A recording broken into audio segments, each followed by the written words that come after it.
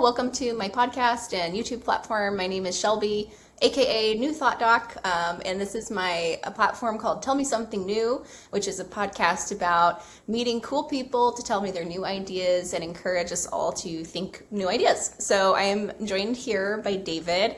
David is an astronomer at the Daniels Observatory at the Roper Science Center in Greenville, South Carolina.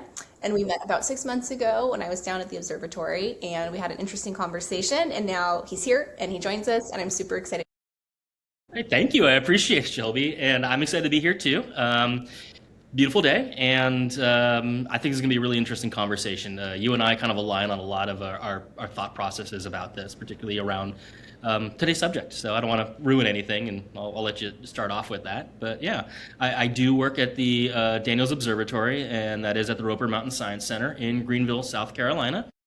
The Daniels Observatory houses a very famous, for scientific purposes, telescope. It's an Alvin Clark telescope. It is a 23-inch refractor. It's the 8th largest of its type in North America. So everything from the Panama Canal to the North Pole, it is number 8 as far as size goes. She's a big girl. She's 30 feet long. If you aim her straight up, she's 37 feet tall. And I have the honor and pleasure of working with this telescope every Friday night, addressing about 3 different groups of crowds that kind of come through in waves. From the planetarium, and showing them all sorts of really cool, neat things through the telescope, and finding ways to connect those neat things to those people, so that they leave with a little seed that might sprout and grow. Hopefully, that's my goal. Spread science around, or the passion for it at least. So, and that's where I met you. I don't know what I was showing you that night. Maybe it was a nebula or a star cluster or something. Maybe you remember, and I don't. But yeah. Well, I remember asking about life outside of the Earth, and I remember you talking about these like hot water jets on, I believe, Saturn. Enceladus, yeah, it's a moon of Saturn. Yeah, it's the closest moon to Saturn. It's one of my favorite moons. I love showing it to people. Anytime I show the public Saturn, which I'll be doing again relatively soon. Several of Saturn's moons typically come out for the show, and Enceladus is always one of them I can kind of count on. So I like to talk about it. And you're right, yeah, it does have these magnificent geysers that shoot hundreds of miles into space at its south pole. There's these giant fissures that kind of look like they're called tiger stripes, and they kind of look like these kind of like a giant kind of like the Monster soda can, and there's those claw marks. It has that on its south pole, and there are liquid oceans underneath, under Enceladus. There's a lot of water, more than on Earth, they suspect. And so it's warm water, and it shoots through these geysers, through those cracks and the fissures in the South Pole. And, we've analyzed the water, and it's got all the elements for life. So when people or scientists or astronomers or folks like me are talking about how they're very convinced that there's most likely life in the outer solar system around Jupiter, Saturn. Enceladus for Saturn is that location, and for Jupiter it would be Europa, which is a very similar kind of moon over on Jupiter's side of things, a little closer to us, a little bit closer to home. But I think I was probably talking about Enceladus, and we snowballed into a whole conversation about life outside of Earth or the universe. And probably this always comes up because I get a lot of alien questions. And do you believe in UFOs? Have you seen one through the telescope? And I have not seen a UFO through the telescope. I've seen a lot of really cool things, cool things to me at least. But that usually it spawns into like a 30-minute conversation of me talking about star classes and the evolution of stars throughout the history of the universe, and a lot of eye-opening things that maybe people don't consider, but that's a whole other conversation. But yeah, I think that rings a bell. It's probably how we most likely started chatting, probably. Yep, that is exactly how we started chatting, and hopefully one of our extraterrestrial friends will watch this podcast, and maybe they can join us next time. I'm ready to visit them. Maybe go for a ride. They can take me for a couple years. That'd be good. But yeah. Anyways, David, it's really a pleasure to have you. I'm glad we're reconnecting after some time. And yeah, I'm really, really excited. I reached out to you because we had a really interesting conversation, and you really just struck me as someone who would be fascinating to talk to. And I reached out and said, hey, and at the time I reached out to you, I actually hadn't started the podcast yet. And You're thinking about like, I have this idea. Yeah, I had this idea, and I was like, oh, well, now, whatever, 6 months later, or however much longer, we're here, and it's real. So I'm really glad that you can see that evolution in that part of the journey. But yeah, I'm happy to be on it with you, and that's a lot of hard work. Deciding to start up a podcast and everything you got to research. Oh, I need this, I need that, and going for it. That's a lot of effort and courage. So very cool. Very happy you did it. Yeah, and it's already successful. You've had a lot of really cool interviews, so that's neat. Yeah, thank you. I'm excited. Well, one after another, I'm going to keep talking with people. And if anyone of you out there is listening and is interested in being interviewed, just reach out to me on any of the social medias that I have under New Thought Doc. And also, you can always email newthoughtexperimentowner@gmail.com. That's my email that I'm asking people to reach out to if they're interested. But we'll get back to that later. David's here to talk to us about a really, really fascinating topic. And without further ado, David, can you tell me your new idea? Okay, so my new idea is something that I stumbled across. It was born out of necessity and passion, but it is that emotions are the primary driver for discovery. It is the actual ignition and catalyst for driving forward nearly all of human growth and expansion and discovery. Emotion is what gives context to something.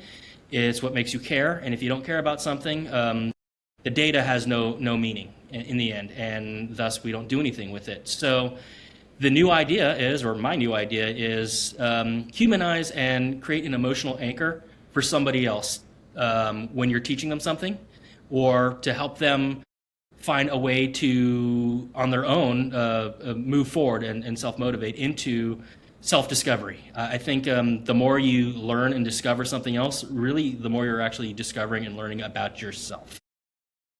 Yeah, and so that's what I like to do. I do it every day when I'm at the observatory.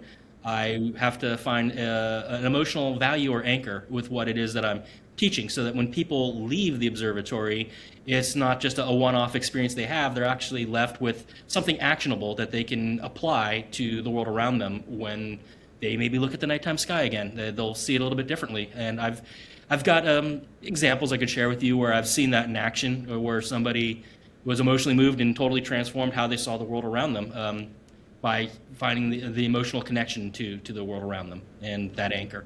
So that's how I like to plant those seeds. Yeah. That is so cool. And I would love if you would give us an example or maybe two.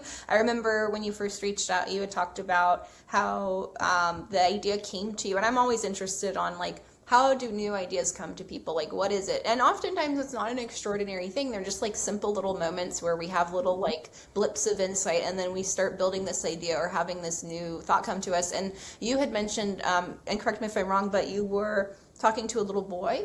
Yeah. And through that conversation, this idea came to you. Can you talk a little bit about that?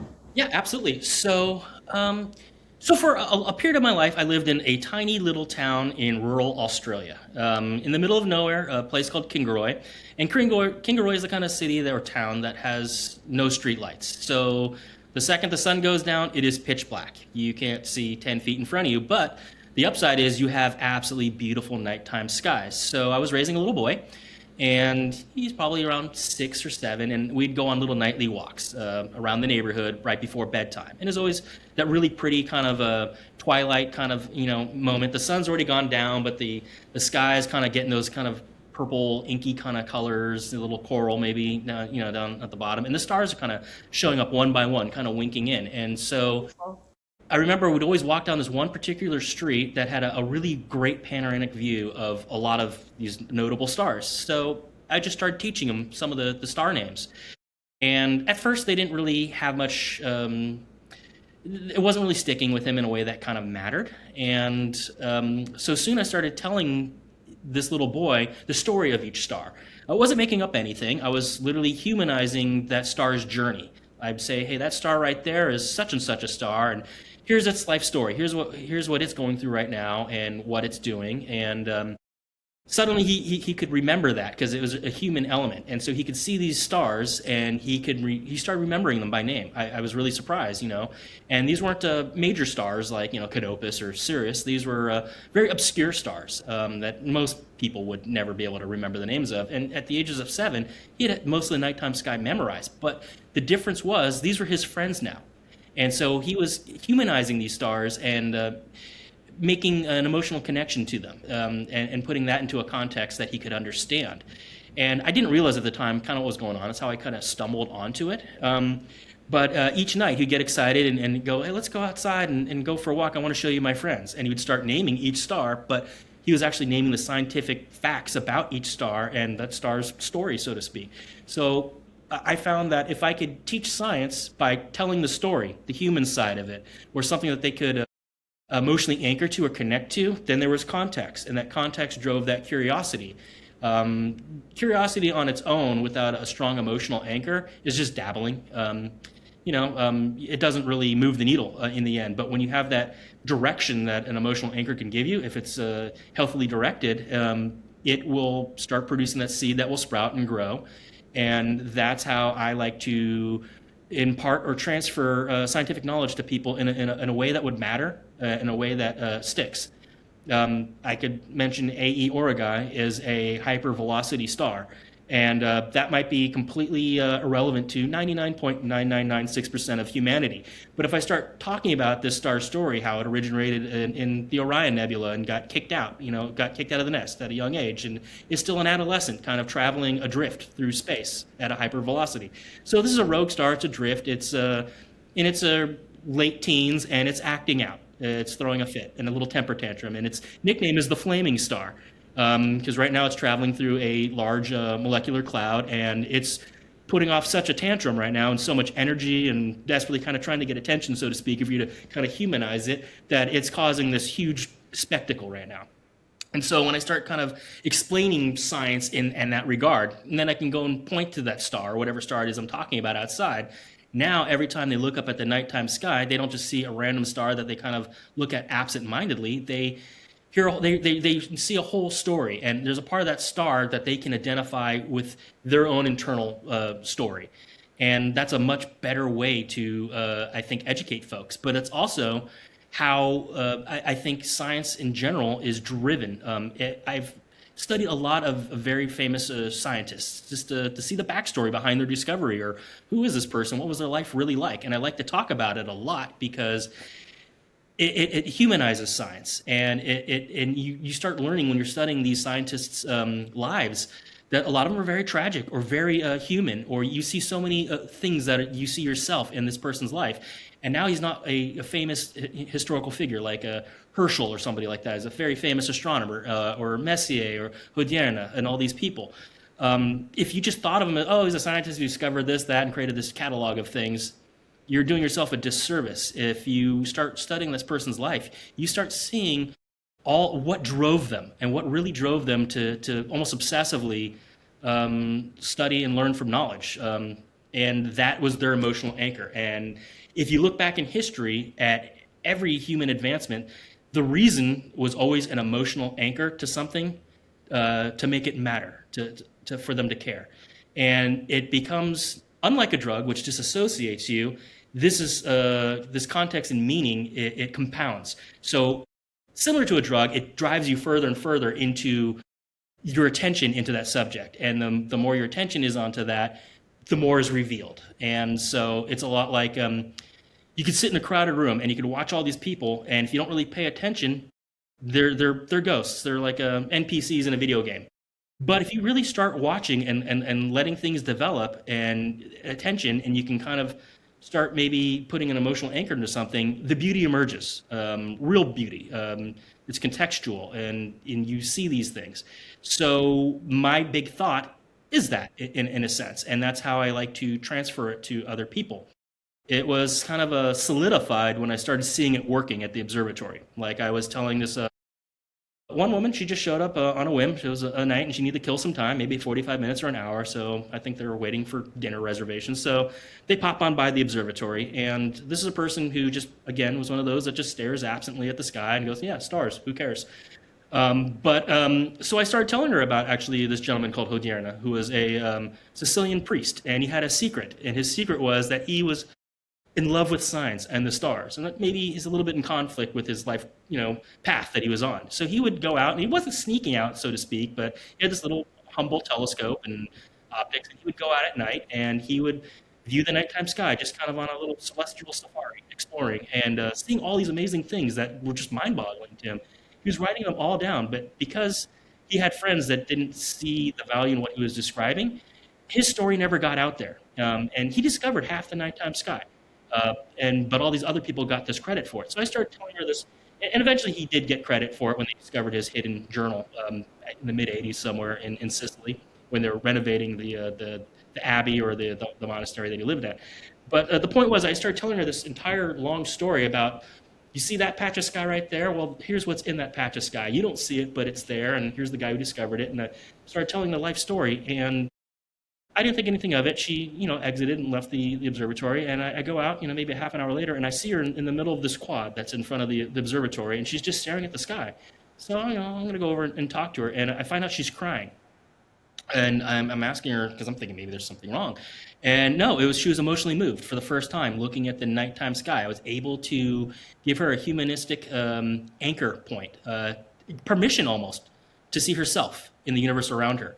Sometimes I think people just need that little key, the emotional anchor, if you can convey it to somebody else. And that gives them permission to see themselves in the world around them sometimes, and it humanizes that. So I don't think she'll ever look at the nighttime sky the same way again. Now she goes up, she looks there, and she knows the story of the person who discovered half that sky, or Charles Messier, or all these other notable figures. And so that to me is what confirmed that it was working. Or when little kids keep coming back week after week and they keep extrapolating on this little seed that I planted, and now they're discovering and trying to push their own knowledge and grow on their own.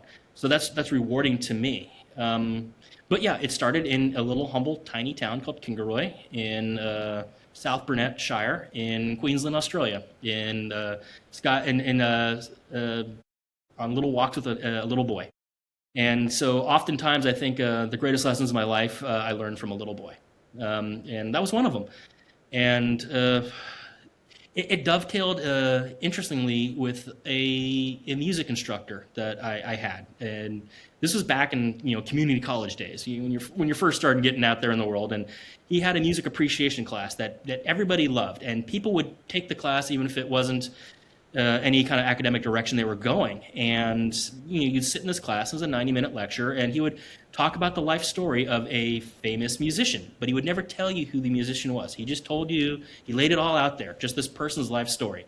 And because he wanted the audience to connect emotionally with the subject matter, so that it would matter to them and that they would assimilate it and maybe continue the journey themselves. And so, halfway through the lecture, people are hearing, this musician or this artist's life story, and they have no idea who this person is, but suddenly they're crying because they see themselves in this person's life. And then at the end, they'll play, they play like this guy's opus or their final work or their best work or their requiem or what they wanted to be known by, and you just watch people break down crying because they feel the emotion that person was feeling when he wrote that. And there's that connection, that human connection there. And he would never tell you who the person was that was the subject of that lesson for the day, and people would be begging, by the time the class was out, who was that? And you'd go, oh, that was Beethoven. Now, these were people that would never listen to Beethoven a day in their life. If you put it on, it would just be background noise. They change the channel. I bet you that they don't now. If they hear Beethoven, they're going to listen to that man because they understand his life, and there's an emotional connection. There's that anchor, and so looking back on that is, I think, the first instance I saw in action, but I didn't recognize what it was. And then I needed to develop on my own to teach this little boy. And then again, at the observatory. The unglamorous side of working at an observatory and working with large telescopes for the public is weather. And you can't just show what you would like to show that night. There might be something absolutely wonderful in the nighttime sky that you're excited to show people, but the weather says no, or a cloud rolls in. So you have alternative, things you have to show. And now I have to find a way to make this important, a value proposition in what I'm teaching these people. So I have to find the human element in what it is I'm showing. It could be an obscure star. It could just be Vega, a fairly bright star that's overhead during the summer. And most people, if they don't know the story behind that, they're not going to take any value from it. They're not going to connect with it. They're not going to carry it with them. And so I had to learn this skill through just practice, maybe sheer dumb luck.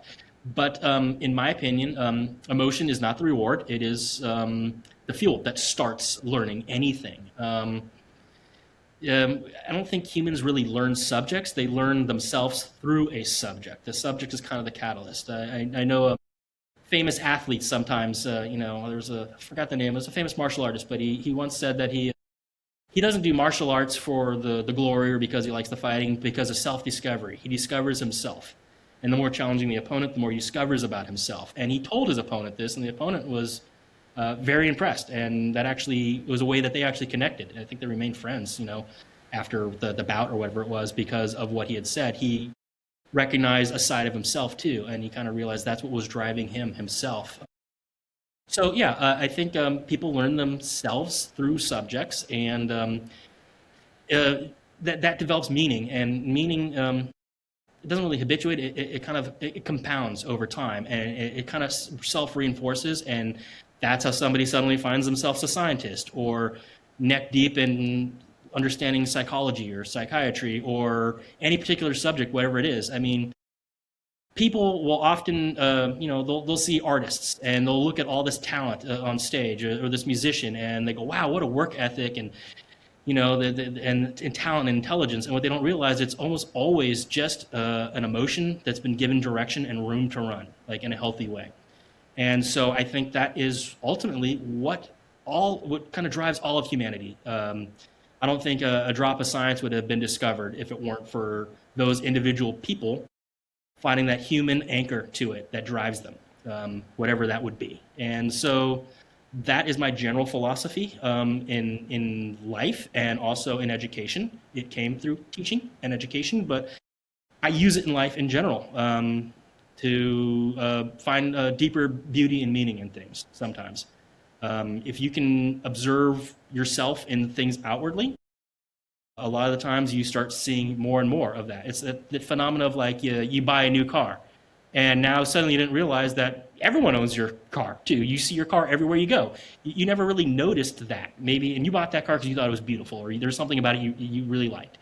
But before that, you didn't notice all that same beauty surrounding you in the world around you, whether it's in people or in this instance, everyone has the same car you have, and you notice it everywhere. I think that's a really healthy kind of way to move through life in some ways. So I'm going to hand over a little bit to you because I've just gone on a dissertation for about 15 minutes here. I didn't give you a chance to kind of fire back on anything, but Absolutely. I've just been smiling ear to ear the whole time because what you've been saying is so fascinating, and just I relate so much, and I'm learning so much. And I just loved hearing you describe this process of how you developed this new insight and seeing it through this music teacher, but not really being able to put a name to it. What was this person doing? And then it kind of just evolved naturally in what you were doing. And then all of a sudden one day you were like, oh, like I'm just humanizing and giving stories to data, and I'm helping teach and learn through this, not only for myself, but for others. And I just love that. That's just such a human thing and process. And that's just what interests me. And the other thing that you said that really struck me was that this is just, well, I'm interested in creativity. I would say creativity is probably my favorite human quality, and creativity is actually what drove me to become a psychiatrist. At the end of the day, like as much of a psychopharmacologist as I am, or a psychotherapist as I am, or whatever, as a doctor as I am, I love helping people channel their creativity in a healthy way and not an unhealthy way. And that's sort of what I view that I'm doing, because creativity isn't just about artwork or music or, the visual arts. Creativity is like how we think, how we act, what we do. Like we create our lives, we often create our realities around us, and how can I help someone be the artistic creator of their life in an empowering way? Like that's what I view myself doing. And I love what you said is it's just giving an emotion room to run in a healthy way. And when you said that, I was like, oh, that's creativity, or at least that's kind of what I thought when you said that. 100% that is creativity. And that's why I mentioned it. Like, if you're in the audience and you're watching an artist on stage and you're going, wow, what talent, what intelligence, what brilliance. And we don't realize no, a lot of that is work ethic, but that work ethic was relentlessly driven by that passion, that emotion that anchor, that connection, that why that made them try in the first place, or drove them in the first place. That's really the mechanism underneath all of it. People see the end results and they go, wow, Michael Jackson's so talented. Look in on his life, or any artist, doesn't matter who, and you'll start seeing that emotional anchor that is what actually drives that excellence to begin with. In some ways, I think when it comes to humanity's development, from sticks and rocks and throwing things and moving up to the Bronze Age, and now we're in space. The universe doesn't really reveal itself to the indifferent. It reveals itself to those who care enough to keep looking. Kind of like, me in a cafe, people watching. And if I were to not just actually start paying attention and looking, I wouldn't see that beauty. I wouldn't see the beauty in that person or in the room around me. I might not notice that little flower growing out of the little crack in the concrete. That's absolutely beautiful that people walk by every single day. In practice, I'm an astrophotographer by hobby. Obviously, I work in an observatory. I got access to cool telescopes, so I'm going to bring a camera. And a lot of people don't realize this. When you see all these beautiful photos of galaxies and nebulas, they're mostly invisible to the naked eye, and to the camera too. The camera has to have sustained attention to draw that beauty out. And so that's a lesson that I've taken internally and personally. The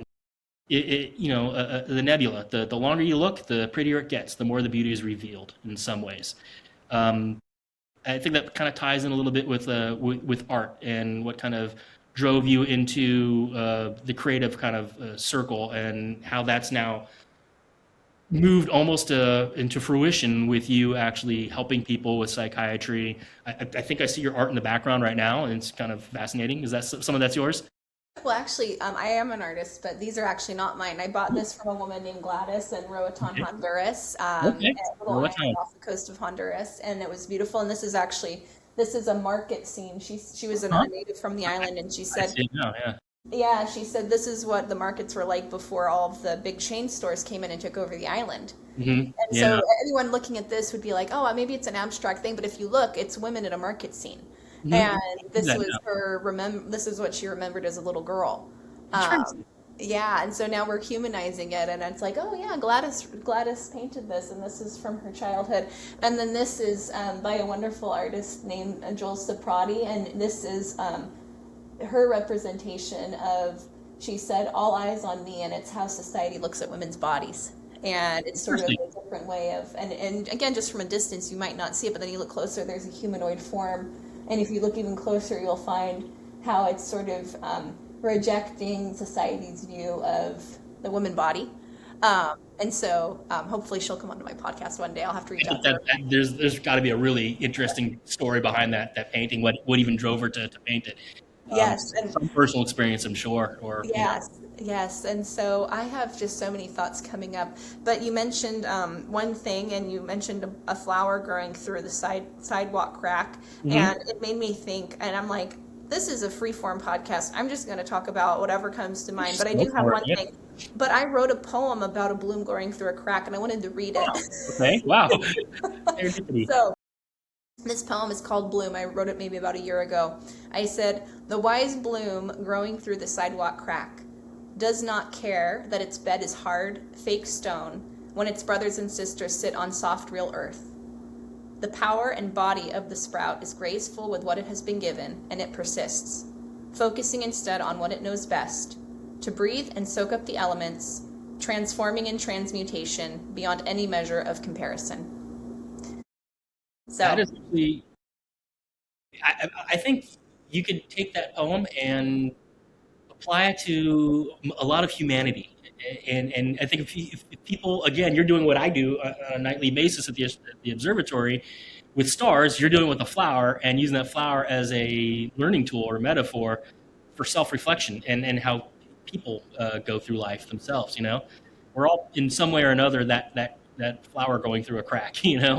Depending on where we are in life and things like that. I think that's a really interesting connection to what I'm saying. I think yeah. The other thing, exactly, yeah. oh, sorry, I didn't mean to cut you Oh off. no, you didn't. You keep going. Yeah, The other your thing I was show. going to say is like this whole podcast idea is like, it's tell me something new. It's like I'm hoping to talk with people about like new information or ideas that maybe they just came up with through this process of their own. And what I realized while you're talking and kind of as we were interacting and, you know, chatting before we did the podcast was like, this podcast idea is sort of essentially in a way what you're doing too is like I'm humanizing and bringing people via the podcast and the videos to real humans who have new ideas, who want to share them, and I'm giving them context and an example of like, this is how people think creative, healthy ideas. I mean, the whole purpose of this is like, I really strongly believe if you apply your mind to start to create new information, it sort of starts to blossom, and the healthiness of your thoughts starts to sort of just auto populate on its own. Because when I did my whole thought experiment for 100 days where I was like, I'm gonna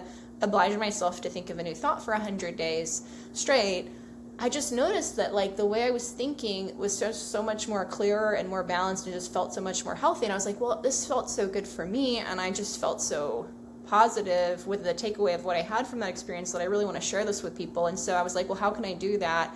Well, my creative way of doing it is like, why not document it and show people with real lived experiences and stories, because I'm not the only person doing this. You know, this is the capacity of the human mind, is like to create new information and interesting information. And